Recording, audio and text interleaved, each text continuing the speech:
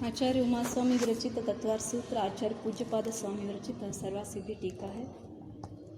इसमें से प्रत्यक्ष मान्यत ये 12वां गातावे पे हमारा सूत्र पे चर्चा चल रहा था। मति श्रुत अवधि मन पर्यय ये केवल ज्ञान ये सारे कैसे हैं प्रमाण है। और उसमें 2 टाइप के प्रमाण बताए आचार्य ने, कोई परोक्ष प्रमाण है और कोई प्रत्यक्ष। तो परोक्ष प्रमाण क्या बताया आचार्य ने? मति ज्ञान और श्रुत ज्ञान आद्य परोक्ष, जो आदि में 2 जो ज्ञान हमने बताया है, कौन से? मति ज्ञान और श्रुत ज्ञान, वो दोनों कैसे हैं? परोक्ष है। और प्रत्यक्ष कौन है? तो ये सूत्र इसीलिए याद रखना, प्रत्यक्षम अन्यत। अन्यत मतलब क्या?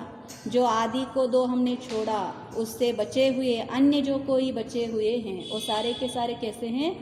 प्रत्यक्ष है। तो प्रत्यक्ष मतलब क्या, इसके बारे में आचार्य कल हमारे साथ चर्चा कर रहे थे कि क्या बताया? प्रत्यक्ष मतलब क्या? अथवा आत्मा किसको कहा? जो आत्मा के साथ है, जो किसी के अधीन नहीं है। हाँ, तो क्या कहा? जो अक्ष, जो शब्द का उन्होंने भाग करके संधि छोड़ा के किया कि पर अक्षम, अक्ष के लिए जो पर है उसको क्या कहेंगे हम? परोक्ष। अक्ष मतलब अन्य मतों के हिसाब से इंद्रिय है, तो इंद्रिय के लिए जो कोई पर है उसको क्या कहेंगे? परोक्ष। लेकिन हमारे में आचार्य ने क्या कहा? अक्ष मतलब आत्मा। तो इसीलिए आत्मा का जो प्रत्यक्ष नहीं है उसको परोक्ष कहेंगे, और आत्मा से डायरेक्ट जो ज्ञान होता है उसको क्या कहेंगे? प्रत्यक्ष। तो इसीलिए आत्मा का शब्द आचार्य ने कैसे किया? अक्ष्णोति, व्याप्नोति, जानाति इत्यक्षः। अक्ष क्या करता है?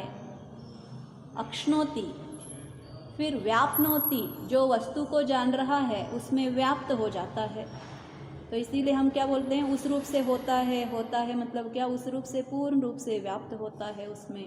और जानाति, ऐसे होकर जानता है। ज्ञान कैसे जानता है? मतलब उस वस्तु के रूप, जैसे आईना में कैसा दिखता है?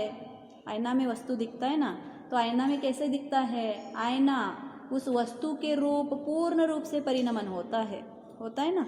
बाह्य में जो है, अंदर में जो है, उसमें कुछ भिन्नता दिखता है क्या? नहीं दिखता है। तो इसी रूप से जो ज्ञान है, इसीलिए ज्ञान को क्या कहते हैं? दर्पणोति बोलते हैं ना। दर्पण, दर्पण सभी में भी देखो आप। नमः वर्धमानाय निर्धूत कलिलात्मने सालोकानम यद विद्या दर्पणायते। आपकी विद्या कैसा है? दर्पण के जैसा है। सो दर्पण कैसे अपने सामने जो चीज़ है उसकी प्रतिनियत हुआ है, उस चीज़ों को क्या करता है? दिखाता है। तो उसी रूप से जो आपकी विद्या है, विद्या मतलब क्या? आपका ज्ञान। जो ज्ञान है वो किसको दिखाता है? सालोकानाम और त्रिलोकानाम, तीनों जो लोक है, लोक को भी दिखता है, और स आलोकान मतलब आलोक को दिखाता है, और त्रिलोक को भी दिखाता है। मतलब लोकालोक दोनों को भी आपका जो ज्ञान है कैसे दिखाता है? दर्पणायते, दर्पण के जैसे दिखाता है। तो इसीलिए आचार्य भी यहाँ पे क्या कहा? जो व्याप्नोति जानाति इति अक्षाः आत्माः। तो इसीलिए अक्ष कहो, व्याप्य कहो अथवा ज्ञ कहो, ये सारे धातुएं एकार्थक वाच्य है। मालूम हो गया? व्याप्ति होना मतलब क्या? अन्य वस्तुओं में पूर्ण रूप से समा जाना, उसको व्याप्ति कहा जाता है। तो ज्ञान एक ही वस्तु है जो अन्य में प्रवेश करके उसके रूप बन के उस वस्तु को जान सकता है। तो इसीलिए आचार्य ने यहाँ पे क्या कहा? अक्ष कहो, व्याप कहो अथवा ज्ञा करो, ये सारे के सारे एकार्थवाचक है। इसीलिए अक्ष का अर्थ आत्मा होता है, इंद्रिय नहीं होता है। तो अन्य मतों में अक्ष मतलब इंद्रिय है, तो इंद्रिय नहीं होता है। इस प्रकार जो आत्मा है अब प्रत्यक्ष है। कौन से? जो अवधि ज्ञान और मनपर्यय ज्ञान और केवल ज्ञान, आचार्य को क्या बताना है? ये प्रत्यक्ष है। प्रत्यक्ष क्यों है? तो प्रत्यक्ष का डेफिनेशन बता रहे हैं, चाहे क्षयोक्षम वाले हो अथवा आवरण रहित, केवल आत्मा के प्रति जो क्या कहा, ये पहले में रखना, क्षयोक्षम वाले या आवरण रहित, दो टाइप के हैं, क्योंकि अवधि ज्ञान और मनपरे ज्ञान कौन से ज्ञान है, क्षायक्षणिक है, और केवल ज्ञान कैसा है, आवरण रहित है। यहाँ पे इन्होंने क्षय कहा क्या, नहीं कहा, क्या कहा, आवरण रहित है। जो ज्ञानावरण दर्शनावरण का आवरण था उस दोनों के आवरण से रहित है। ऐसे जो केवल आत्मा के प्रति जो नियत है, मतलब आत्मा के ही प्रति जो नियत है, अर्थात जो ज्ञान बाह्य इंद्रिय आदि की अपेक्षा से न होकर केवल क्षयोक्षम वाले या आवरण रहित आत्मा से होता है, वह प्रत्यक्ष ज्ञान कहलाता है। मतलब जो अन्य बाह्य में हमने मति ज्ञान और श्रुत ज्ञान में कैसे वस्तुओं का उपयोग किया था, वैसे न करते हुए जो अवधि ज्ञान और अवधि दर्शन, ऊपर में तो भिन्न है, थोड़ा पढ़ेंगे, ऊपर का थोड़ा पढ़ेंगे, देखो ऊपर संस्कृत का थोड़ा, हाँ शंका में है क्या,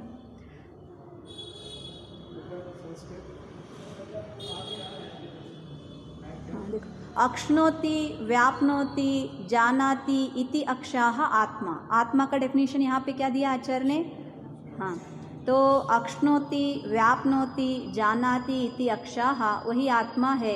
तमेव मतलब क्या, वही आत्मा प्रत्यक्ष प्राप्य क्षयोपशमम प्रक्षीण आवरणम वा प्रतिनियतम प्रत्यक्षम। मतलब क्या कहा, वही आत्मा प्राप्ति क्षयोपशमम, जब क्षयोपशम को प्राप्त करता है, अथवा प्रक्षीण आवरणम, जो उसके ऊपर आवरण पड़ा है उसका प्रक्षीण करता है, उससे प्रतिनियतम, मतलब जो वस्तु है उसका नियत से उपयोग करता है, उसको प्रत्यक्ष। मतलब आत्मा का क्षयोपशम, आत्मा का आवरण का क्षय, अथवा आत्मा से जो जानता है, प्रतिनियत मतलब आत्मा से प्रतिनियत, आत्मा से प्रत्यक्षम, ऐसा जो वस्तु है उसको क्या कहेंगे हम, प्रत्यक्ष। अब देखो शंका, अवधि दर्शन और केवल दर्शन भी अक्ष अर्थात आत्मा के प्रतिनियत है, अतः प्रत्यक्ष शब्द के द्वारा उनका भी ग्रहण प्राप्त होता है। ये प्रश्न हमारे लिए भी पहले पीछे कभी आया था ना, हाँ, कि दर्शन को भी प्रत्यक्ष कहना चाहिए। तो अब प्रश्न आचार्य कैसे देता है, देखते हैं। यह कोई दोष नहीं है, क्यों, दर्शन भी आत्मा का ही प्रतिनियत है, और ज्ञान को हम क्या कहते हैं, बहिर्लक्षी कहते हैं, और दर्शन को क्या कहते हैं, अंतर्मुखी कहते हैं। तो इसीलिए क्योंकि प्रकृति में ज्ञान शब्द की अनुवृत्ति है जिससे दर्शन का निराकरण हो जाता है। मतलब यहाँ पे हमें किस वस्तु का अर्थ कर लेना है, ज्ञान का करना है। क्यों, जो मति श्रुत अवधि मनपर्य ज्ञान है, इनको हम प्रमाण मान रहे हैं, तो इसीलिए दर्शन का हम यहाँ पे निराकरण कर रहे हैं। जो विषय है मतलब अनुवृत्ति, मतलब उसकी वृत्ति, किसकी, ज्ञान की वृत्ति कर रहे हैं, ज्ञान के बारे में हम चर्चा कर रहे हैं। दर्शन का विषय यहाँ पे अभी नहीं चल रहा है, तो इसीलिए आचार्य बताते हैं जब उसका विषय आएगा तब उसका चर्चा किया जाएगा। शंका, यद्यपि इससे दर्शन का निराकरण हो जाता है तो भी विभंग ज्ञान केवल आत्मा के प्रति नियत है, अतः उसका ग्रहण प्राप्त होता है।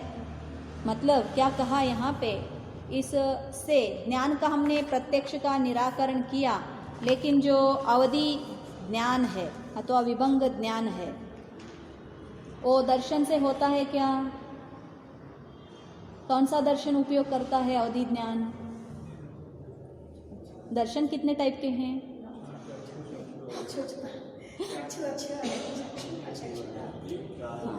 तो यहाँ पे इन्होंने क्या कहा, अवधि और केवल। तो इसीलिए अवधि दर्शन से अवधि ज्ञान होता है। यद्यपि इससे दर्शन का निराकरण तो हो गया, तो भी विभंग ज्ञान जो है वो केवल आत्मा के प्रतिनियत है, अतः उसका ग्रहण प्राप्त होता है। मतलब क्या कहा है यहाँ पे, विभंग ज्ञान मतलब मति नहीं, विभंग को अवधि ज्ञान, राइट। विभंग ज्ञान जो मिथ्या ज्ञान के साथ है उसको भी प्रत्यक्ष मानो, ऐसे आचार्य ने कहा। क्यों? क्योंकि जो मति ज्ञान, श्रुत ज्ञान, उसको तो आपने क्या कहा था, परोक्ष कहा था, मालूम हो गया। और जो बचे हुए जो 3 ज्ञान है, अवधि ज्ञान, मनपर्य ज्ञान और केवल ज्ञान, ये प्रत्यक्ष है। तो विभंग ज्ञान को हम किस में गिनाएंगे, परोक्ष में गिनाएंगे अथवा प्रत्यक्ष में। तो अगर विभंग ज्ञान, अवधि ज्ञान यहाँ पे प्रत्यक्ष है तो वहाँ पे भी प्रत्यक्ष ही होना चाहिए, क्योंकि आत्मा के प्रतिनियत से होता है, आत्मा स्वतः जानता है। वहाँ पे चक्षु अचक्षु अथवा बाह्य से जो उपदेश है उसके हिसाब से नहीं होता है। तो जो विभंग ज्ञान है उसको भी आप क्या कहो, प्रत्यक्ष कहो। प्रत्यक्ष किसमें, प्रमाण में। पहला प्रमाण ही नहीं है, तो इसीलिए प्रत्यक्ष होते हुए भी उसको हम क्या नहीं कह सकते, प्रत्यक्ष प्रमाण नहीं कह सकते। देखो अब समाधान कैसे देते हैं। एक प्रश्न था कि जो ज्ञान है, चाहे वो मिथ्या दृष्टि का ज्ञान हो चाहे सम्यक दृष्टि का ज्ञान, हाँ। अगर अपन सिर्फ ज्ञान अकेले को देखें, हाँ, ज्ञान में वो तो ज्ञान ही है ना। उसको ज्ञान की अपेक्षा देखा जाए तो वो ज्ञान दोनों का ज्ञान ही जैसे सेम है, उसमें कोई अंतर नहीं। और लेकिन जब उसको अपन मोह की धारा मिला देते हैं तो अपन बोलते हैं ये मिथ्या दृष्टि, मिथ्या ज्ञान है। ऐसे क्यों बोलते हैं अपन लोग? हाँ। तो दोनों गुण अलग अलग ही हो गए ना। दोनों गुण अलग हो गए। तो इसीलिए जो हमने पहले भी पढ़ा, श्रुत ज्ञान और मति ज्ञान, इसको प्राप्ति करने के लिए इन्होंने क्या प्रयास किया जीव ने, इसमें नया सा कुछ उत्पत्ति हो गया है, नहीं हुआ है। तो उत्पत्ति जो हुआ है सिर्फ सम्यक दर्शन का, जो मोहनीय दर्शन मोहनीय कर्म है उसके नाश, मतलब चाहे उपशम हो चाहे क्षयोपशम हो और चाहे क्षय हो। तो इसके कारण ही जो ज्ञान है वही ज्ञान को अब हम क्या कहने लगते हैं, सम्यक कहने लगते हैं। तो मूल कारण आचार्य ने क्या कहा, ज्ञान की प्राप्ति के लिए इसने कोई नया सा कुछ किया ही नहीं है और यहाँ पे कुछ बदला भी नहीं है। ज्ञान में कुछ बदला भी नहीं है। जो पहले रस्सी को जानता था आज भी रस्सी को वैसे ही जानता है। भिन्नता कुछ आया है क्या, नहीं आया है। लेकिन यही ज्ञान को हम अब क्या कहने लगे, सम्यक कहने लगे। क्यों, सम्यक दर्शन के साथ है। तो भिन्नता क्या होती है, जब मिथ्या दर्शन, दर्शन मोहनीय का कर्म जब था तब वस्तु को जब जानता था तब इसमें क्या उत्पत्ति होती थी, बाह्य में राग या द्वेष उत्पत्ति होता था। जो जो वस्तु को जानता था उसको अपना बनाना चाहता था, नहीं तो छुड़ाना चाहता था, नहीं तो उसके साथ एक में खोना चाहता था। अब प्रॉब्लम देह में हूँ, ये जो हमारे में अभिप्राय उठ रहा है अथवा जो हम कहते हैं वो किसके कारण से है, ज्ञान के कारण है अथवा मोहनीय कर्म के कारण है। हाँ, तो इसीलिए आचार्य बोलते हैं ज्ञान तो जानने का कार्य बिल्कुल सभी जीवों में सब तरफ से एक ही करता है, लेकिन उसका फल जो बाद में आता है ना उसमें भिन्नता है। मिथ्या दृष्टि का फल क्या होती है, प्रीति उत्पन्न होती है। प्रीति को ही उन्होंने एक को क्या कहा, शुभ अथवा प्रशस्त और दूसरे को अप्रशस्त, हम उसको द्वेष कहते हैं। राग को ही प्रशस्त राग और अप्रशस्त राग कहा, मालूम हो गया। द्वेष को अप्रशस्त में लगाते हैं, है तो राग दोनों भी। तो इसीलिए आचार्य ने क्या कहा, जो फल के कारण इनका क्या हो गया, अज्ञानी में लगाया। मिथ्या ज्ञानी भी नहीं कहते, ज़्यादा से ज़्यादा उनको क्या कहते हैं, अज्ञानी। नाम क्या है उनका, अज्ञानी। ज्ञान होते हुए भी अज्ञान मतलब ये जीरो है, किस काम का नहीं है, जैसा है वैसा नहीं जानता है, तो इसीलिए इसको अज्ञान में लगाया। तो यहाँ पे आचार्य बोलते हैं वो तो ओके, कौन सा, मति ज्ञान श्रुत ज्ञान, उनको तो क्या कहा आपने, प्रत्यक्ष भी नहीं है, आत्मा की प्रतिनियत नहीं है, तो इसीलिए उनको परोक्ष कहा। लेकिन विभंग ज्ञान तो इवन मिथ्या दृष्टि का और सम्यक दृष्टि का आत्मा से ही होता है डायरेक्ट, इसमें तो किसी इंद्रियों का अवलंबन भी नहीं है, प्रत्यक्ष है। तो इसको तो आप क्या कहो, प्रत्यक्ष कहो। मालूम हो गया,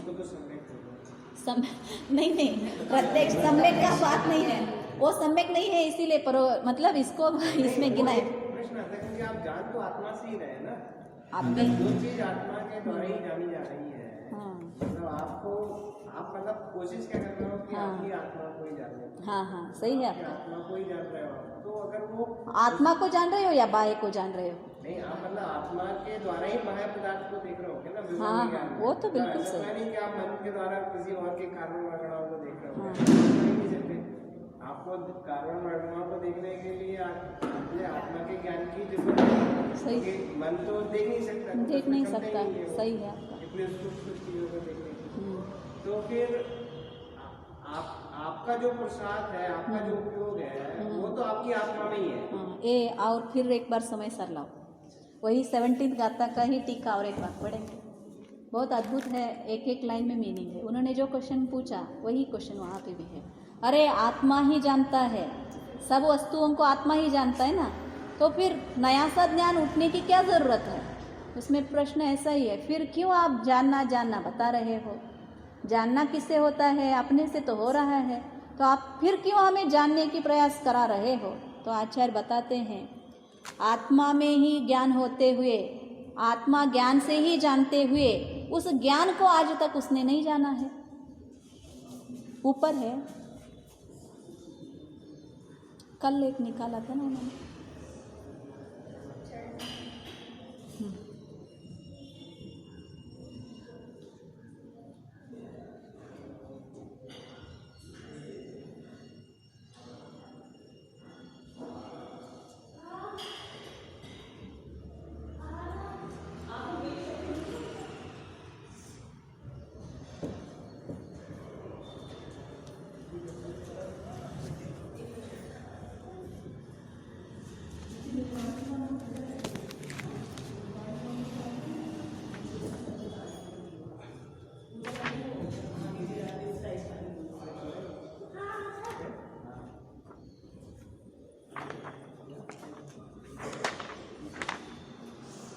सेवनटीन्थ को जानेंगे।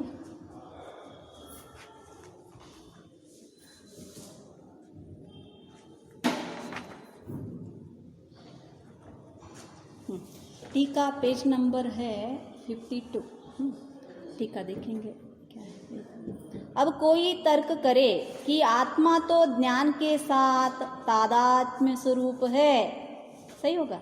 आत्मा कैसा है? आत्मा के साथ ज्ञान कैसा है? तादात्म्य है, उसको तो भिन्न करा ही नहीं जाता है, मालूम हो गया। अलग नहीं है, इसलिए वह ज्ञान का नित्य सेवन करता ही है, मालूम हो गया। अपने साथ है और उसी से हर दिन उसका उपयोग भी चल रहा है। तो इसीलिए आचार्य क्या कह रहे हैं, एक दिन दो दिन नहीं, नित्य ही उसका ही सेवन करता है। तब फिर उसे ज्ञान की उपासना करने की शिक्षा क्यों दी जाती है? फिर भी उपासना करना मतलब क्या? जो वस्तु आप भगवान की उपासना करते हो, राइट, उपासना का अर्थ क्या है?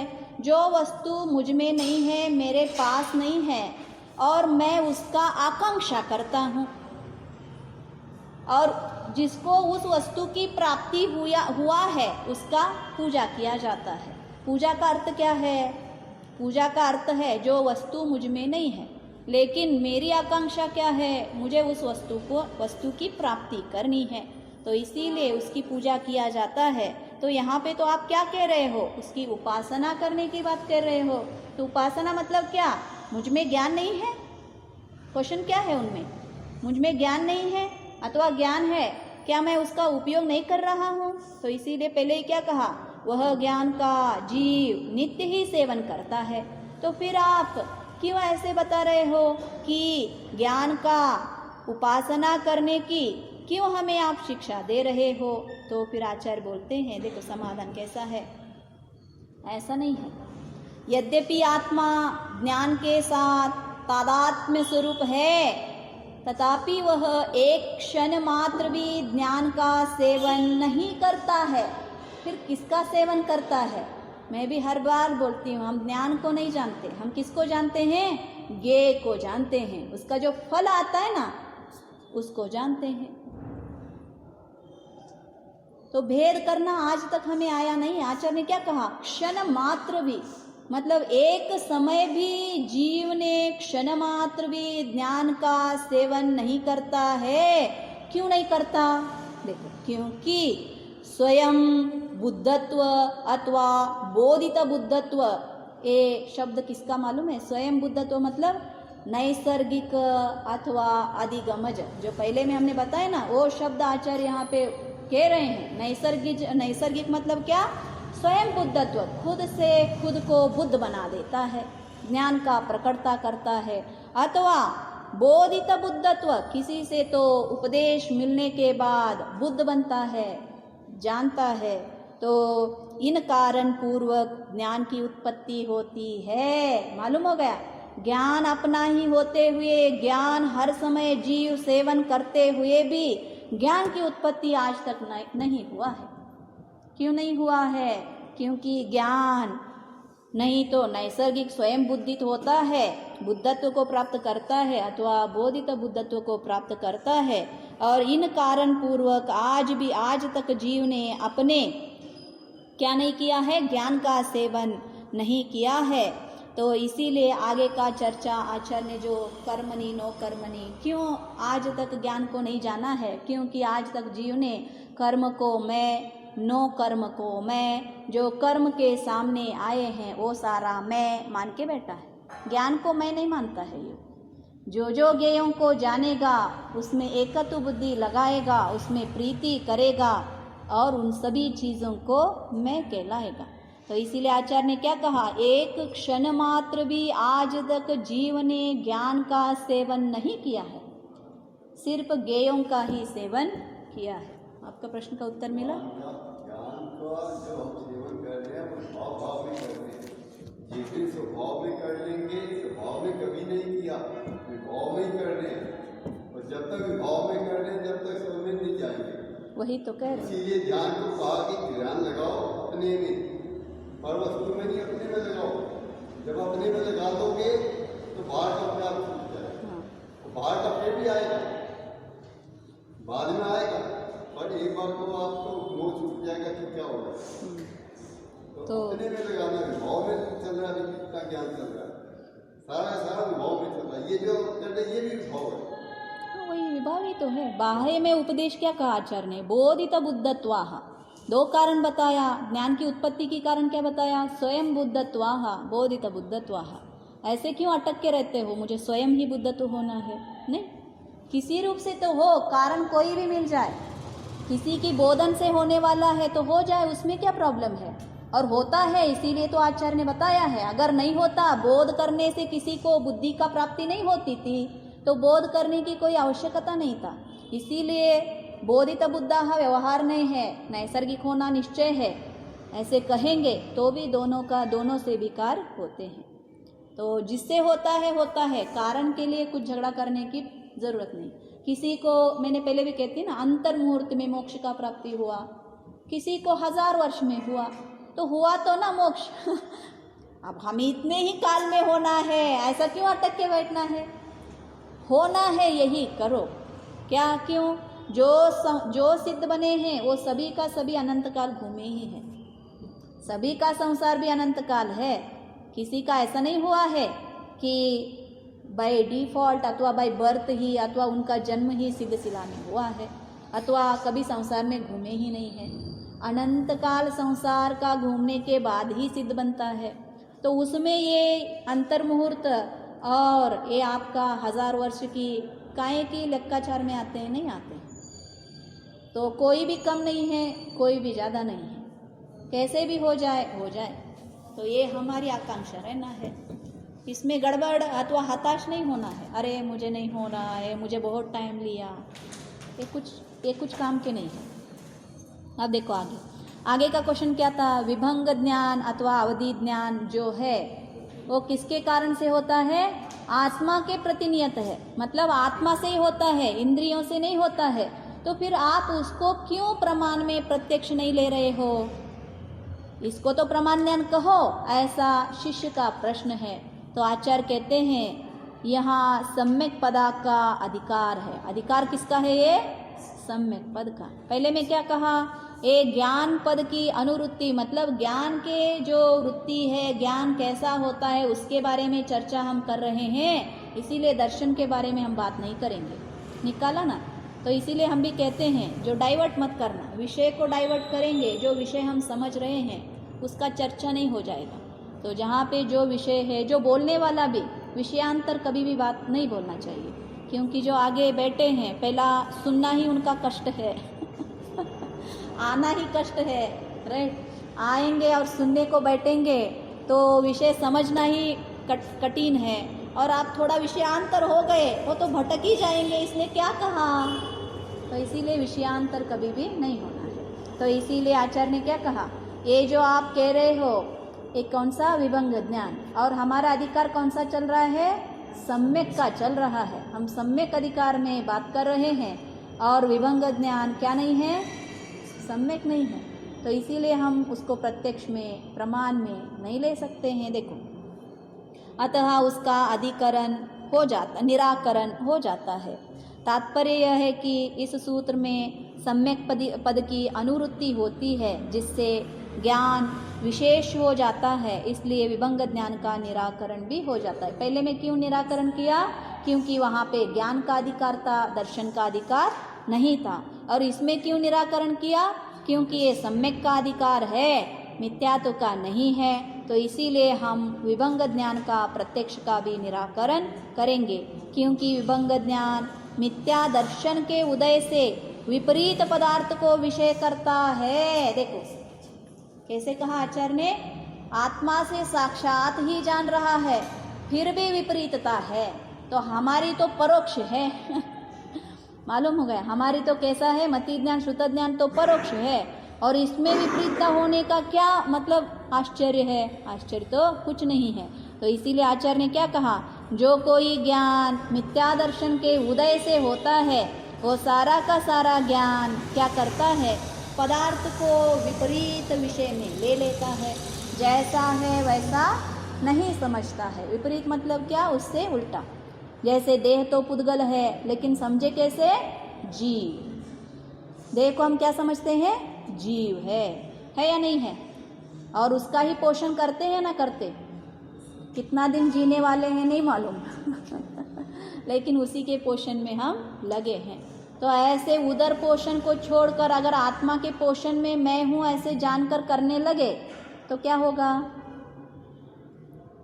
सम्यक तो क्या, मोक्ष भी प्राप्ति हो जाएगा लेकिन वो नहीं होता ना, क्यों, हमारी ज्ञान विपरीत है। क्यों ज्ञान विपरीत है, देह में हूँ, है या नहीं है, है। तो यही तो आचार्य बता रहे हैं, जो मिथ्या दर्शन के उदय से जो विभंग ज्ञान हो रहा है, पदार्थ को विपरीत विषय करता है, इसीलिए यह क्या नहीं है, समीचीन नहीं है।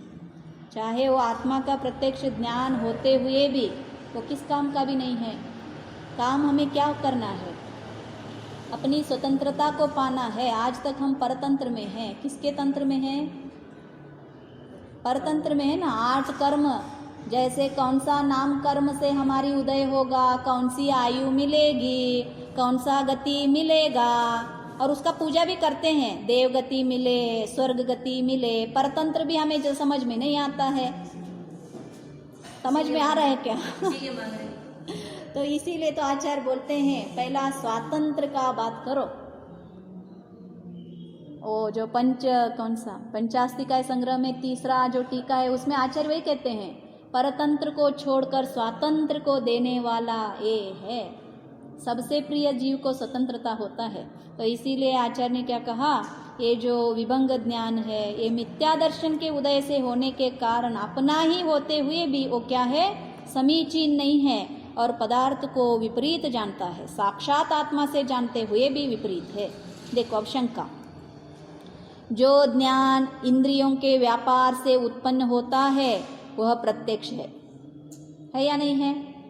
इंद्रियों के व्यापार से साक्षात इंद्रिय उसको जान रहे हैं, तो वो क्यों प्रत्यक्ष नहीं है, तो प्रत्यक्ष है।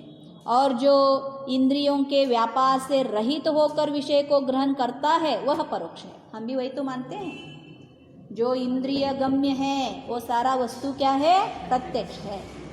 और स्वर्ग मोक्ष आदि हमारे इंद्रिय गम्य है क्या, नहीं है, तो क्या है, परोक्ष है। इंद्रियातीत विषय जो कोई है वो कौन सा है, परोक्ष। तो इसीलिए आत्मा कैसा है, परोक्ष है। क्यों, हमारा डेफिनेशन बैठा या ना बेटा, अति इंद्रिय है, इंद्रियातीत है, तो इसीलिए आत्मा को हम जान नहीं सकते हैं। क्यों? इंद्रियातीत है, तो ये डेफिनेशन व्याप्त नहीं होता है। तो देखो क्वेश्चन कैसा है। तो इंद्रियों के व्यापार से रहित होकर जो विषय को ग्रहण करता है वह सारा परोक्ष है। प्रत्यक्ष और परोक्ष का यह अविसंवादी लक्षण मानना चाहिए। जो आपने बताया ना, जो संवाद किया था आपने, जो कम्युनिकेट किया था, प्रत्यक्ष मतलब क्या? आत्मा का जो प्रतिनियत है उसको क्या कहेंगे हम? प्रत्यक्ष। और आत्मा से प्रतिनियत जो कोई नहीं है उसको हमने परोक्ष कहा था। ये आपका सच नहीं है। सच क्या है? जो इंद्रियों का व्यापार से वस्तु का ज्ञान होता है वो क्या है? प्रत्यक्ष। और इंद्रियों का गम्य और इंद्रियों के व्यापार से अतीत जो कोई विषय है वो सारा क्या है? परोक्ष है। इसको आप सच मानना चाहिए। और आपने जो कहा वो सच नहीं है। देखो अब समाधान। यह कहना ठीक नहीं, क्योंकि उक्त लक्षण के मानने पर आप्त के प्रत्यक्ष ज्ञान का अभाव प्राप्त होता है। किसका? सर्वज्ञ, हमारी भी नहीं, भगवान सर्वज्ञ का ही क्या हो जाता है? क्या होता है? उनका ही अभाव हो जाता है, उनका ज्ञान का अभाव हो जाता है। क्यों? केवल ज्ञान असहायक है। पहले ही कहा था ना, केवल ज्ञान क्या है? असहायक है, इंद्रियातीत है। भगवान अपनी आंखों से देख रहे हैं क्या? नहीं, आंखें तो बंद किया है, फिर भी देख रहे हैं, जान रहे हैं। तो फिर कैसे जान रहे हैं, कैसे देख रहे हैं? तो फिर आपका जो ज्ञान आपने कहा वो परोक्ष हो जाएगा। तो पहला अभाव, पहला दोष तो क्या आ गया? सर्वज्ञता का अभाव हो जाएगा। और इससे भी और एक भी कह सकते हैं, और लोक और अलोक जो कोई है वो इंद्रियगम है ही नहीं है, उसका तो लिमिटेड है, परिमिति है। पहले ही कहा था ना, परिमित वस्तु को ही इंद्रिय जान सकता है। चक्षु का देखो, आगे जो है उसको ही जानता है, पीछे का होते हुए भी जानता नहीं है, बाजू का भी नहीं जानता है। तो हर एक इंद्रिय का अपनी अपनी परिमित है। जो रसना इंद्रिय है वो देखता भी नहीं है, उसके सामने उसके ऊपर जाके कुछ वस्तु रखेंगे तो उसकी जगह छोड़कर अंदर रखेंगे तो भी नहीं जानेगा। जानता है क्या? नहीं जानता है। तो सारे इंद्रियों का इतना परिमिति है तो सर्वज्ञ का अभाव हो जाएगा ना हो जाएगा? हो जाएगा। क्यों? देखो अब आगे बताएंगे।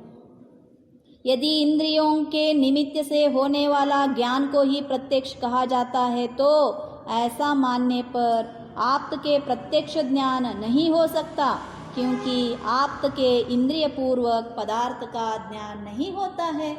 उनका तो इंद्रिय पूर्वक ज्ञान होता ही नहीं है। आत्मा खुद लोकालोक को जानता है, फिर कदाचित उसके भी इंद्रिय पूर्वक ही ज्ञान माना जाए तो क्या प्रॉब्लम आता है? उसके सर्वज्ञता नहीं रहती है। सर्व को जानने का ज्ञान उनका नहीं रहता है। क्यों? इंद्रिय सर्व को जानने में अनुकूल नहीं करते हैं। तो किया ना, आप देखो शंका। उसके मानस प्रत्यक्ष होते हैं उन्होंने क्या कहा? इंद्रिय से नहीं है लेकिन मनस से होते हैं। मन से, मन के लिए प्रत्यक्ष है। कौन से सारे? जो लोकालोक। समाधान। मन के प्रयत्न से ज्ञान की उत्पत्ति मानने पर सर्वज्ञता का अभाव ही होता है। क्या कहा आचार्य ने? अगर मन के प्रयत्न से ज्ञान की क्या हो रही है? उत्पत्ति हो रही है तो क्या हो जाएगा? मन एट ए टाइम सबका इच्छा करेगा क्या? नहीं। मन क्या चाहता है? अब मुझे लंदन जाना है तो लंदन ही जाओगे क्या? उसके बाद में जो कोई है फ्रांस, ये सारे उनको भी देखेंगे? नहीं। जो मन कहेगा उतना ही देखेंगे, उतना ही जानेंगे। मन स्वर्ग को ही जानना चाहता है, नरक को नहीं। तो नरक को जानना होगा क्या? नहीं जानेगा। तो इसीलिए क्या कहा आचार्य, यहाँ पे भी आचार्य ने, अगर मन के प्रयत्न से, मन जो जो चाहने का इच्छा करता है उसको अगर जानने की प्रयास अथवा उसकी कारण ज्ञान की उत्पत्ति मानने पर भी सर्वज्ञत्व का क्या हो जाएगा? सर्वज्ञत्व का अभाव हो जाएगा। क्यों? क्योंकि मन के अधीन हो जाएगा। मन जिसको जानने कहेगा उतना ही जानेगा। मन को कुछ अच्छा नहीं लगा तो वो जानेंगे नहीं। अब भी हम करते हैं ना बहुत सारी चीज़ों को, जो हमें अच्छा नहीं लगता है उसको ज्ञान भी नहीं करते हैं हम।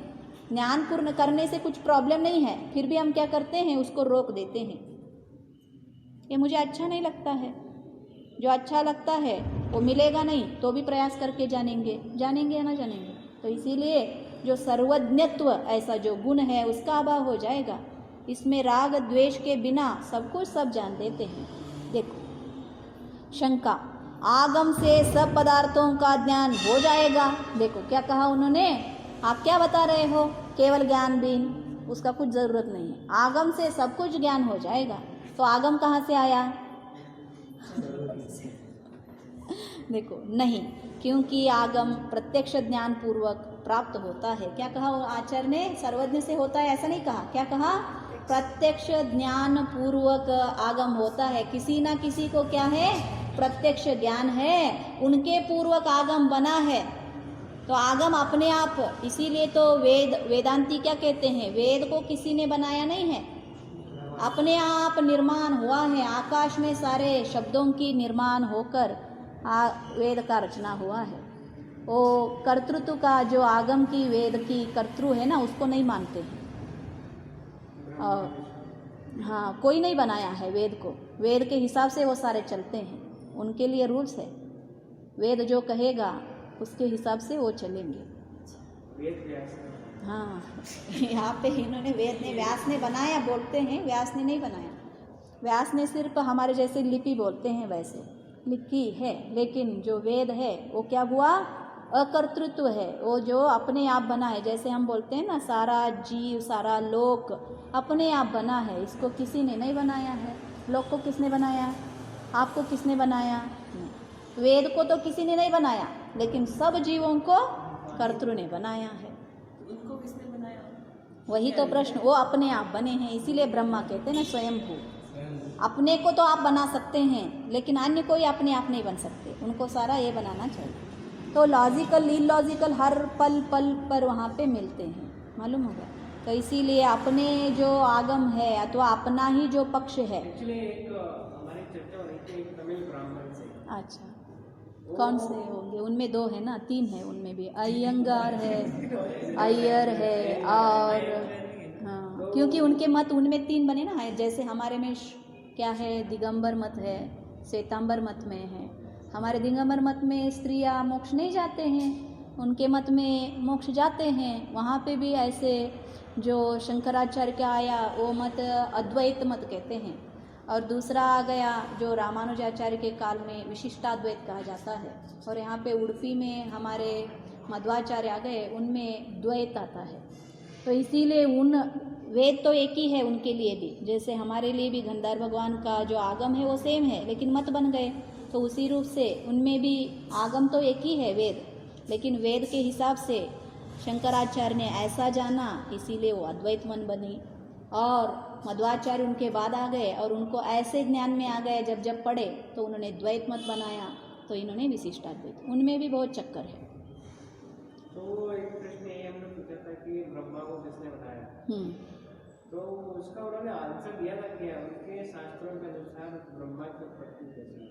अच्छा, कैसे हुआ? और आप जो मेन क्वेश्चन तो याद रखा, आंसर भूल गए, ऐसा नहीं। मतलब ऐसा उनका लॉजिकल आंसर था, मतलब ऐसा इलॉजिकल आंसर नहीं था, उन्होंने भी लॉजिक से प्रूव करके वो आंसर दिया था कि ऐसा करके। हाँ, सभी तर्कशास्त्र से करते हैं ना, तो इसीलिए हमने बताया अगर अन्य मतों को भी पढ़ोगे तो सही लगेगा आपको।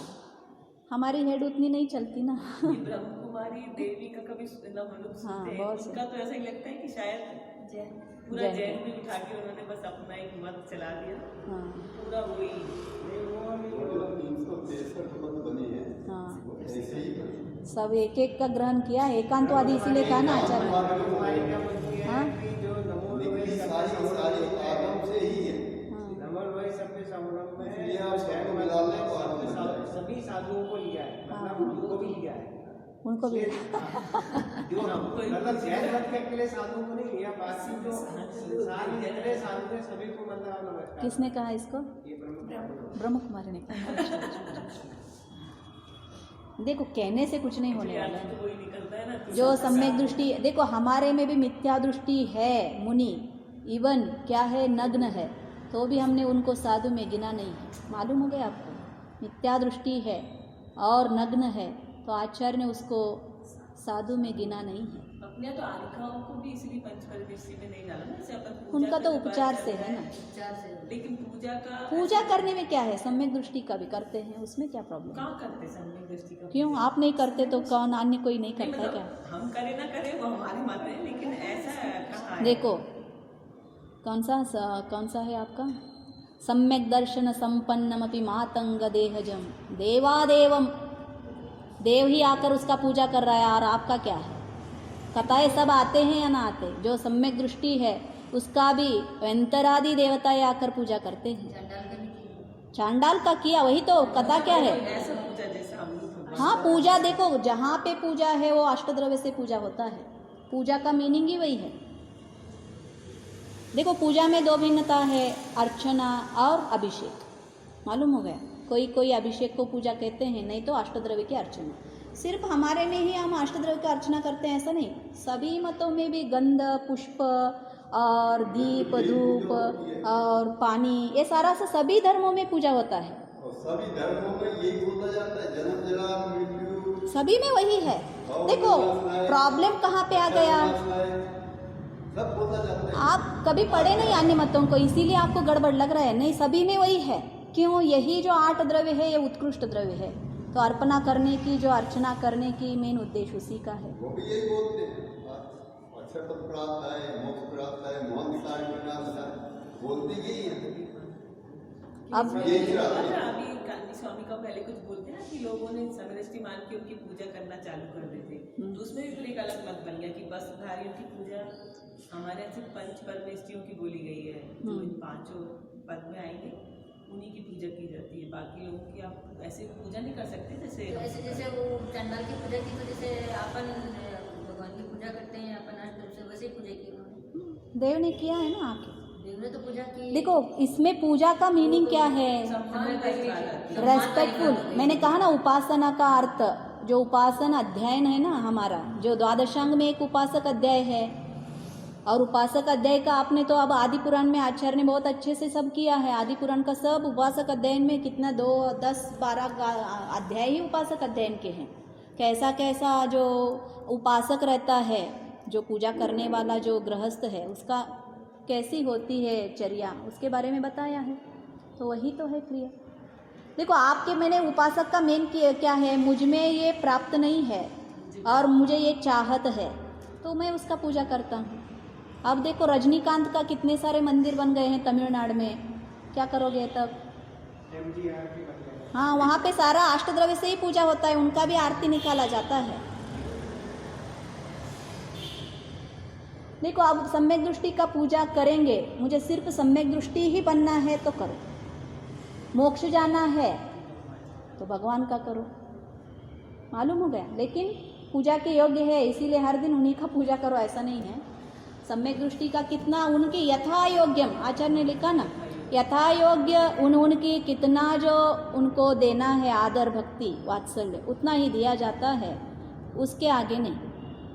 और मोक्षाभिलाषी को सम्यक दर्शन की प्राप्ति होती है और सम्यक दर्शन आकांक्षी को सम्यक दर्शन की प्राप्ति नहीं होता है।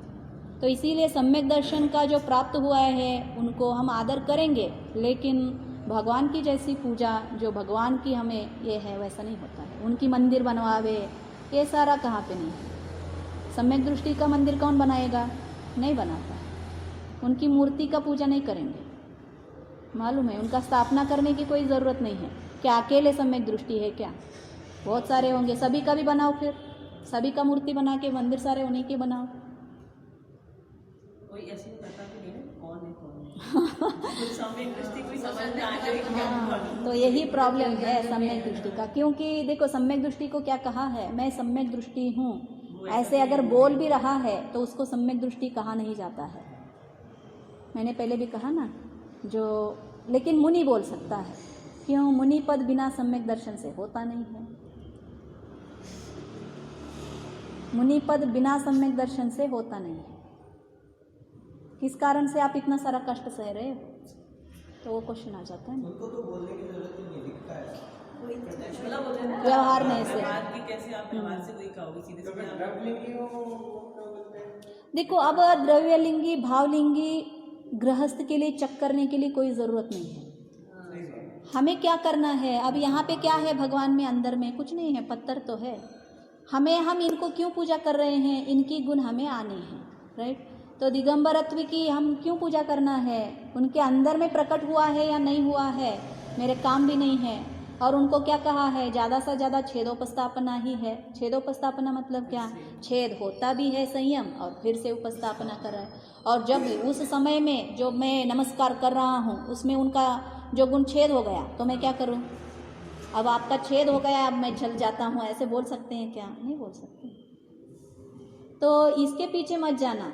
जाना कहाँ पे है? मेरे में कितना परिणाम बदलते हैं। कारण भी पूजा करने की क्या है? उनको हमें क्या सर्टिफाई करने के लिए नहीं, मेरे में परिणाम विशुद्ध होने के कारण मैं नमस्कार कर रहा हूँ।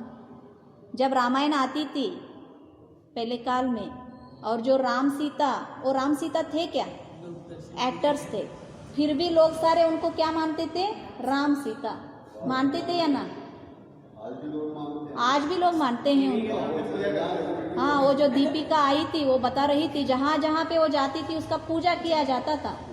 और पहले तो कहते थे कि वो ड्रिंक वगैरह सब करती थी, फिर उसको लिया। उसने छोड़ दिया। पहले टीवी शुरू होने से पहले ही वैसा पूजा करके बैठते हैं। हाँ सही है, आपने देखा है। तो ये भी ऐसे समझ लो, हमारी भावनाएं जब विशुद्ध हो रहे हैं तो एक तो अवकाश तो मिल रहा है हमें दिगंबर मुनियों को देख के हमारे परिणामों को विशुद्ध करने की, तो क्यों इसमें झगड़ा करना है? ऐसा श्रावक जो है उसको फर्क नहीं पड़ना चाहिए कि वो हाँ। शिवलिंग को नमस्कार करे। याद रविलिंग आप तो जानते नहीं कि वो भावनिक है या नहीं? हम तो नहीं जानते। आप तो अपने हिसाब से क्या करना है करना, संगति करना नहीं है, ये तो मैंने पहले ही बताया है। आप फ्रेंडशिप करने के लिए जाते हो, ये पहला गड़बड़ है। फ्रेंडशिप के पीछे मत जाना। वो जब सभा में है, बाहर में है, आपको गड़बड़ कब दिखती है? जब अंदर में जाके उनके रूम में बैठ जाओगे। बाहर में आएंगे तो वो भी मालूम है। हाँ, तो इसीलिए बाहर में देखो, बाहर में आपको बिल्कुल सही है या नहीं है, नमस्कार करो, आ जाओ। दूर रहेंगे, हमारे परिणाम भी शुद्ध रहेंगे और हम भी ठीक रहेंगे। उन्नति की ओर देखते जाओ, कितना मिलता है उतना ग्रहण करना और बढ़ते जाना। क्योंकि उसमें ऐसा बस पॉइंट में आता है कि आपको 3 दिन तो मुनि लिंग देख के नमस्कार कर देंगे। मुनियों को तो 3 दिन रुकना ही नहीं बताया है। 3 दिन तक आप उसकी परीक्षा कर सकते हो। देखो उनका रूल्स ऐसा है, खेड़ों में 1 दिन रुकना है, बड़े नगर होंगे तो 5 दिन की बताया है, और ज़्यादा से ज़्यादा जंगल में रुकना है। उनका एक दिन कितना है उसका प्रमाण नहीं पड़ा। दिन क्या है? सुबह से शाम तो है। नहीं, हाँ, एक दिन का मतलब 1 हफ्ता। 1 हफ्ता? हाँ, क्यों? यही है लिखा हुआ। नहीं नहीं, मैं दिखा दूंगा। अच्छा, मैं भी होगा, मुझे नहीं मालूम, मैंने तो ऐसा ही पढ़ा था। 1 एक दिन, दिन का मतलब 1 2 हफ्ता, दिन। 2 दिन का मतलब 2 हफ्ते, 3 दिन का मतलब 3 हफ्ते। तो शहर में 5 हफ्ते लिखा, 5 हफ्ते। चतुर्मास वाला कुछ होता है। चतुर्मास के लिए 4 मंथ है, 4 महीने वो अलग है। वो डिफरेंट है। और नॉर्मल के लिए आचार्यों ने उनको 1-2 दिन, क्यों?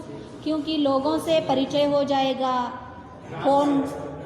फोन सारे करवा के बुलाते हैं ना, ऐसा सारा हो जाता है, ऐसा नहीं। कसाय पावन ग्रंथ में, कसाय पावन ग्रंथ, 7 दिन का 1 दिन का। कसाय पावन ग्रंथ में जो कि यति विषम आचार्य की है, मतलब गर्दन आचार्य द्वारा लिखा गया है, उसकी टीका उन्होंने चूड़िका चढ़ाई है। उसमें वो लिखते हैं कि मेरे को इसका जो ज्ञान मिला वो 2 आचार्यों से मिला। सही। एक थे नागहस्ती आचार्य और एक थे आर्य मंजू आचार्य। अच्छा अच्छा, बोले इन लोगों, उन दोनों आचार्यों को उस पाहुड़ का पूरा ज्ञान था, पूरा ज्ञान था, और वही का पूरा ज्ञान उन्होंने से मेरे को प्राप्त हुआ। लेकिन उन्होंने सिर्फ एक आचार्य को नमस्कार किया, नागहस्ती आचार्य। अच्छा अच्छा, और उनको नहीं किया। तो उसके लिए उन्होंने कारण लिखा कि जो आर्य मंजू आचार्य थे, जब वो विहार करते हुए मथुरा नामक नगरी में पहुंचे, अपने समय के अंतिम उसमें थे, तो वो वहीं पर ठहर गए कुछ समय से ज्यादा। ओके, और वहीं पर उनकी समाधि हो गई। मतलब ऐसा और कोई विकल्पात्मक नहीं था, मतलब शरीर की अवस्था ऐसी नहीं थी कि आप चल नहीं सकते हैं। आप वहाँ रुक गए और वहीं आपने समाधि ले ली। सिर्फ इसी कारण से ही उन्होंने उन आचार्य को नमस्कार किया। मतलब वो उनका परिणाम है ना, क्योंकि वो उनसे भी ग्रेट बनना चाहते थे। उनके हिसाब से मुझे कहाँ पे रुकना नहीं, किसी से बात नहीं करना है, तो इसीलिए उनका। अब देखो, आप भेद विज्ञान सुनने वाले हो ना, वो संसारी का भेद विज्ञानी का स्वरूप बताया है उसने, मुनि का भी नहीं। क्यों? भरतेश को बताना था ना, संसारी के अवस्था में जो ज्ञानी है वो ही कैसा रहता है, उसका स्वरूप कैसा होता है, उसके परिणाम कैसे होते हैं, उसके बारे में बताएंगे। वही लोगों से बातें नहीं करना चाहता है तो मुनि क्यों बातें करना चाहता है? वहाँ पे लिखा है हरवरी आगी नुड़ियनु। और जो गोष्ठी करते हैं ना, जैसे बैठकर चलो गप्पा मारेंगे करके, ऐसा सारा करता नहीं है। कौन? सम्यक दृष्टि। तो मुनि क्यों गप्पा मारेंगे, क्यों लोगों से बातें करेंगे? उपयोग जो है, हित मित उपयोग युक्त बात तो करेंगे। और हम जाएंगे, हाँ हाँ, हम कोई छोटे लेकिन अनर्थ शरण लिखा है, वो तो वो तभी करेगा जब वो पंचमौलिक स्नान भी करवाएगा, मतलब अणुव्रत को धारण करेगा। अनर्थ शरण तो चांस नहीं। नहीं, चतुर्थ गुण स्थान में बताया है। देखो, उसको इंटरेस्ट नहीं है सम्यक दृष्टि को किसी से बात करने में, क्या फायदा है किसी अन्य का बात। सहज ही होती है, सहज होते हैं, वही बता रहे हैं आपको। नाटक से बनाओ ऐसा नहीं बता रहे आचार्य, उसके परिणाम ऐसे होते हैं। हाँ, देखो अब आगे का देखेंगे। शंका, योगी प्रत्यक्ष नाम का एक अन्य दिव्य ज्ञान है। देखो, योगी शब्द लिखा, जो प्रत्यक्ष नाम का एक अन्य दिव्य ज्ञान है। क्या? मुझे नहीं मालूम, होगे देखेंगे। समाधान, तो भी उसमें प्रत्यक्षता नहीं बनती। हाँ, योगी जो जन होते हैं उनका जो ज्ञान है, क्यों कहा? आगम के अवलंबना से योगी बना है, और आगम का पूर्व ज्ञान होने के कारण आचार्य ने क्या कहा पहले में? प्रत्यक्ष जो आगम है वो भी प्रत्यक्ष ज्ञान पूर्वक होता है। तो इसीलिए जो योगियों का ज्ञान है वो कौन सा ज्ञान है? प्रत्यक्ष ज्ञान है। क्यों? वो एक अन्य भिन्न दिव्य ज्ञान है, ऐसा शंका उनका है। तो फिर आचार्य बोलते हैं तो भी उसमें प्रत्यक्षता नहीं बनती है। क्यों नहीं बनती? देखो, क्योंकि वह इंद्रियों के निमित्त से नहीं होता है। जिसकी प्रवृत्ति प्रत्येक इंद्रिय से होती है वह प्रत्यक्ष है, ऐसा आपके मत में स्वीकार किया गया है। मतलब जो योगियों का ज्ञान है वो दिव्य ज्ञान है, और दिव्य ज्ञान किससे नहीं होता है? इंद्रियों से नहीं होता है। दिव्य है ना, अगर इंद्रियों से होता तो सामान्य हो जाता था, सभी का कैसा हो रहा है वैसा हो रहा है। और योगियों का ज्ञान दिव्य है, इसीलिए वो भी प्रत्यक्ष नहीं है। क्यों? आपकी मत में ही कहा गया है। क्या कहा गया है? वो ये कह रहा है, प्रश्न ये आया था कि भाई हम जो योगियों का ज्ञान है उसको तो दिव्य ज्ञान मान सकते हैं, उसको प्रत्यक्ष मानो। क्यों? वो दिव्य ज्ञान है, इंद्रिय से नहीं हो रहा है, इसीलिए तो दिव्य है। बोलते हैं ना, मैं इंद्रियों से नहीं जानता हूँ, मेरे अंतरंग से जान रहा हूँ, बोलते हैं ना, मेरा ये दिव्य ज्ञान है।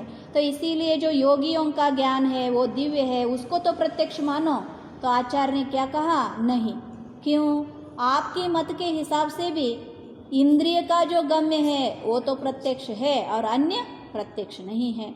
आपकी मत से ही आपका जो विश्लेषण है वो खंडन हो रहा है। एक्चुअली ये क्वेश्चन उन्होंने इसलिए किया कि आपने कहा कि इंद्रिय प्रत्यक्ष ज्ञान नहीं है। किसने? हमने अपन कहा। तो उन्होंने इसको अगेंस्ट हटा के ये क्वेश्चन करा कि आप कह रहे थे ठीक है इंद्रिय प्रत्यक्ष नहीं है, तो दिव्य ज्ञान को आप प्रत्यक्ष ज्ञान कह दो। हाँ, तो फिर उन्होंने ये कह दिया कि आपने हमारे हिसाब से तो प्रत्यक्ष नहीं है। जो योगी का ज्ञान है वो प्रत्यक्ष नहीं है। मालूम हो गया? जैसे मुझे ऐसा लगा जैसे ये क्वेश्चन इंद्रिय से ज्ञान है। हाँ। तो आपका सपोर्ट कर रहे हैं, मतलब आपने अभी जो अपन ने समाधान किया हाँ। कि बिना इंद्रियों के जो भी ज्ञान हो रहा है वो प्रत्यक्ष ज्ञान हो रहा है।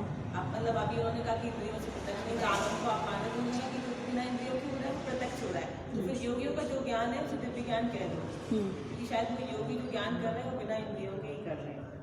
हाँ, बिना इंद्रियों का ही कर रहा है, तो इसीलिए आपका तो निराकरण हो ही गया है आपके मत से। अब आप हमारे मत से बता रहे हैं ना, हमारे मत से अभी प्रूव नहीं किया है, अब प्रूव करेंगे हमारे मत से। उनके मत से तो पहले में ही क्या हो गया?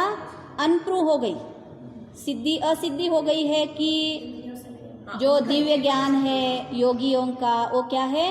प्रत्यक्ष नहीं है। अब दूसरा देखो, ये नहीं सिद्ध हो पाया ना, जैसे उन्होंने पहले कह दिया कि इंद्रियों के सिद्ध ज्ञान, इंद्रियों यहाँ पे वो ये कहना चाह रहे हैं कि दिव्य ज्ञान को आप बिना इंद्रियों की श्रेणी में डाल, मतलब सही है। इंद्रिय से नहीं हो रहा, तो फिर हाँ। इनका मत पहले ने खुद के मत को छोड़ दिया ऊपर। नहीं छोड़ा है उन्होंने नहीं छोड़ा है, इसीलिए तो आया है ना। दिव्य ज्ञान को क्या कहते हैं? प्रत्यक्ष कहते हैं, उनका हिसाब से। प्रत्यक्ष नाम का एक अन्य दिव्य ज्ञान है। वही तो हम बता रहे हैं, मतलब ये जो आप मति श्रुत अवधि मन पर्याय कहे ना, इससे भिन्न कोई ज्ञान है। वो कौन सा ज्ञान है? दिव्य ज्ञान है। वो उसको आप क्या मानो? प्रत्यक्ष मानो। अब ऊपर का सारा छोड़ो, क्वेश्चन समझो, क्वेश्चन समझो। यहाँ पे इसको क्या कहा जाता है? प्रतिज्ञा। प्रतिज्ञा क्या है इसका? अभी हम प्रूव करने वाले हैं। प्रतिज्ञा क्या है? जो योगियों का ज्ञान होता है, वो ज्ञान कैसा होता है? दिव्य होता है। वो ना मति है, ना श्रुत है, ना अवधि है, इन कैटेगरियों में आता नहीं है। इनसे कुछ भिन्न ज्ञान है, वो दिव्य ज्ञान है और वो प्रत्यक्ष है। ये इनका क्या है? वो बाद में हम चर्चा करेंगे, क्योंकि आप बताओ योगी किसको कहा जाता है? योगी जो है मतलब जो श्रेणी मारते हैं उनको योगियों में गिना है। इनको ये देखो, ये वो नहीं है, ये चर्चा भिन्न है, भिन्न है, क्योंकि ये अन्य मतावलंबी। सवाल आता है, योगी का मतलब यही है। नहीं, ये दूसरे मत वाला बोल रहा है, दूसरे मत का योगी बोल रहा है। यहाँ मत को पर निराकरण किया है। मुझे मत कहते योगी इसका कहते हैं। निराकरण नहीं कर रहे हैं कि आप उसको योगी नहीं बोल रहे। जो हमारे योगी हैं वो उसी को कहे। आपका भी सही है, इनका भी सही है, दोनों भी ले लेंगे। जो श्रेणी मार रहा है उसको भी ले लेंगे, और जो नॉर्मल सा योगी है दोनों को भी ले लेंगे। अच्छा, दोनों का भी ज्ञान क्या है? दिव्य है। समझ लो क्यों दिव्य है। इनके हिसाब से तो एक दिव्य है क्योंकि सब कुछ जानता है, योगी विशेष को जानता है। और अंकल जी के अथवा जैन मत के हिसाब से इनको भी योगी कह रहे हैं। क्यों?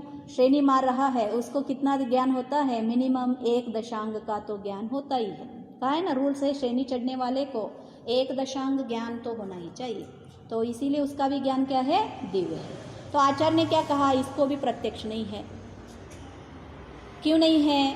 तो पहले के मत, आपकी ही मत ले लेंगे, और आपके मत के अनुसार क्या है? जो इंद्रियों का गम्य है, इंद्रियों को प्रत्यक्ष है, उसको हम क्या कहेंगे? प्रत्यक्ष ज्ञान। और ये जो दिव्य ज्ञान है आपका, इंद्रियों का प्रत्यक्ष नहीं है, तो इसीलिए ये प्रत्यक्ष ज्ञान नहीं है। ये पहला का सिद्धि आपको मंजूर है ना? अभी आपने जो बोला था कि इंद्रियों से प्रत्यक्ष, उसको मैं प्रत्यक्ष मानता हूँ, और और आप बोल रहे हो कि ज्ञान जो है हाँ, वो इंद्रियों से प्रत्यक्ष हाँ, नहीं है। आपकी ही बात आपका खंडन कर दिया। मालूम हो गया? आपकी ही बात आपका खंडन कर दिया। अब हमारे से देखो, अब हम भी खंडन करते हैं। कैसे? देखो, योगियों का ज्ञान जो प्रत्यक्ष है, दूसरे प्रत्यक्ष का पूर्वोक्त लक्षण मानने पर सर्वज्ञत्व का अभाव और प्रतिज्ञा हानि, ये 2 दोष आते हैं। मतलब जो आपने दूसरे एक प्रत्यक्ष का डेफिनेशन दिया, उससे क्या हो गया? प्रतिज्ञा किसको कहा जाता है? मैंने क्या कहा? जो पहले में हमने प्रतिज्ञा किया था, जो डेफिनेशन दिया था ना, कौन सा ज्ञान प्रत्यक्ष है? जो अक्ष का प्रतिनियत है, उस ज्ञान को हम क्या कहते हैं? प्रत्यक्ष। मतलब आत्मा डायरेक्टली जो वस्तुओं को देखता है बिना सहाय से, उसको प्रत्यक्ष। तो इससे क्या कहा? पहले पे क्या हो गया? योगी ही सर्वज्ञ बन जाएगा। जो योगी का ज्ञान है वो क्या हो जाएगा? प्रत्यक्ष हो गया। तो जो सर्वज्ञ है उनके पास दिव्य ज्ञान नहीं है। कौन सा ज्ञान है? केवल ज्ञान है। इसीलिए पहला का क्या हो जाएगा? सर्वज्ञत्व का अभाव हो जाएगा। और दूसरा दोष कौन सा लगेगा? जो प्रतिज्ञा आपने किया है, उस प्रतिज्ञा का हानि हो जाएगा। क्या प्रतिज्ञा किया था? जो प्रतिनियत है वस्तुएं अथवा ज्ञान अपने प्रतिनियत का वस्तु को जानता है, अपने से जानता है, उसको हमने प्रत्यक्ष कहा था। और आपने क्या कहा? कोई एक दिव्य ज्ञान है, उस दिव्य ज्ञान से ये जान रहा है, ये अपना नहीं है, किसी अन्य का जो दिव्य ऐसा एक कुछ ज्ञान है, थर्ड पार्टी, उससे हम जान रहे हैं। तो इसलिए प्रतिज्ञा का भी आपका क्या हो गया? हानि हो गई। अब देखो, इसका विशेष कहेंगे इस प्रकार है। देखो विशेष इस प्रकार है। इस योगी के जो ज्ञान होता है वह प्रत्येक पदार्थ को कैसे जानता है? श्रम से जानता है। हाँ, और जानता है या अनेक अर्थों को युगपद जानता है। इसमें कितना कैपेसिटी है? एक वस्तु को एक एक एक करके जानेगा। जो श्रेणी चढ़ रहा है वो युगपत जानता है या एक एक करके जानता है? जब तक केवल ज्ञान की प्राप्ति नहीं होगी तब तक भी उस जीव को छद्मसी कहा जाता है। वो वस्तुओं को एक एक एक करके ही जानेगा। मालूम हो गया?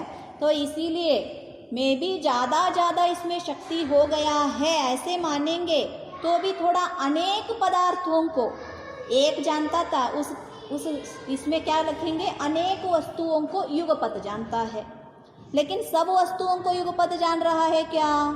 नहीं जान रहा है। देखो, यदि प्रत्येक पदार्थ को क्रम से जानता है तो इस योगी के सर्वज्ञता का अभाव होता है। क्यों? क्योंकि वस्तु कितने हैं? अनंत है। और ये जानता कितना है? एक एक एक ऐसे जानते जाते हुए काल अनंत होने के, अनंत तो होता ही नहीं है, कभी एंड होने वाला ही नहीं है, तो ये कभी भी सभी वस्तुओं को जान ही नहीं सकता है। इसके कारण इसका सर्वज्ञता का अभाव हो जाता है। मालूम हो गया? क्योंकि ज्ञेय कितने हैं? अनंत है। ज्ञेय कितने हैं? अनंत है। शब्द का अर्थ क्या है? जो कभी अंत होने वाला नहीं है उसको क्या कहा जाता है? अनंत। तो इसका तो एक एक के करके जान रहा है तो अंत कैसा आएगा? नहीं आएगा। तो और यदि अनेक अर्थों को भी युगपत जानता है, पहले का डेफिनेशन से सर्वज्ञता का अभाव किया, आप दूसरे से देखो। और यदि अनेक अर्थों को युगपत जानता है तो जो यह प्रतिज्ञा है कि जिस प्रकार एक विज्ञान दो अर्थों को नहीं जानता है उसी प्रकार दो विज्ञान एक अर्थ को नहीं जानते हैं, वह नहीं रहती। प्रतिज्ञा क्या है इनका? देखो, जो दिव्य ज्ञान है वो प्रत्यक्ष से वस्तु को जानता है। कौन सा ज्ञान है? एक ज्ञान है। एक ज्ञान एट ए टाइम एक वस्तु को जानता है। और दो ज्ञान मिलकर एक वस्तु को जान के फिर ग्रहण होता है क्या? नहीं होता है।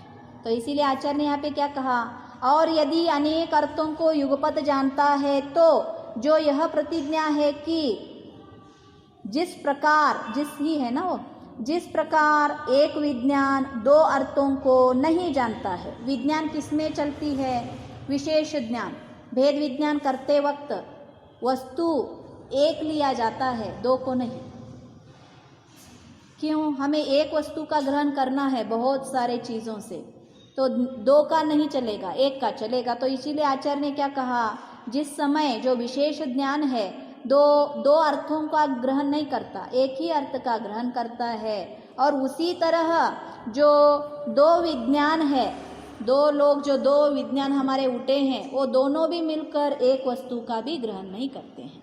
तो ये जो हमारा प्रतिज्ञा है उसका भी प्रतिज्ञा का हानि हो जाता है।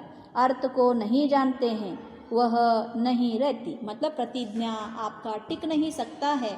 इसीलिए जो पहले में क्या कहा आपने, जो दूसरा कोई एक ऐसा दिव्य क्या है ज्ञान है, किसका है? हमारी तो नहीं, लेकिन योगी का है, उसको तो प्रत्यक्ष कहो। तो आचार्य ने कहा उसका भी प्रत्यक्ष नहीं है। क्यों नहीं है? वो भी क्रमवर्ती है। इसीलिए शुद्ध ज्ञानी जो होते हैं उनका ज्ञान कैसा होता है? क्रमवर्ती होते हैं। उनको क्या कहा जाता है? श्रुत केवली। केवली कितने जानते हैं? उतने जानते हुए भी उनका ज्ञान क्या है? श्रुत केवली। किस ज्ञान से जानते हैं? श्रुत ज्ञान से। इसीलिए जो अप्पानम जानदी, जो क्या कहते हैं, जो आत्मा को, शुद्ध आत्मा को जानता है उसको केवली नहीं कहते, लेकिन कहते क्या है?